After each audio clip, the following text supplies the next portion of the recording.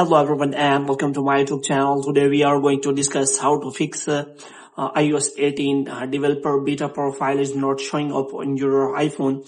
For example, as you can see, Apple has introduced their latest iOS 18 on WDC.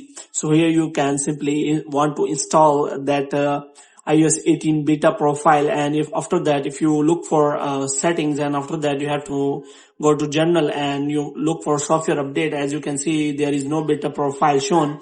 So how you can simply open that beta profile and install on your iPhone? For this, what you have to do, you have to simply watch this video completely. So without wasting any time, let's start the video. So first of all, what you have to do, you have to make sure that you are connected to a proper Wi-Fi internet connection. So here you have to simply restart your Wi-Fi router, and after that you have to simply turn on the airplane mode, and after that you have to simply turn it off again.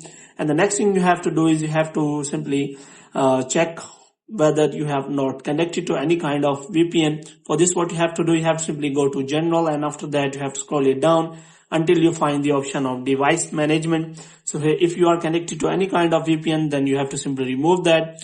And after that, the next thing you have to do, you have to make sure that you have simply joined Apple developer program. For this, what you have to do, you have to simply search for Apple developer beta, so that you can simply sign into that Apple developer program. And after you sign in, you will be able to download and install beta profiles of iPhone. So if you have not joined the Apple developer beta program, then you have to simply join. After that, what you have to do, you have to again go to settings, and after going into setting, what you have to do, you have to go to general again, and this time you have to again click on software update, and you have to make sure that you have wait for some time.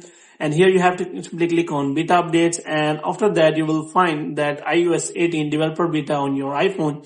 So here you can see that that iOS 18 developer beta is showing up on your iPhone. So hope you have liked this video. If you get more videos like this, you can subscribe our channel.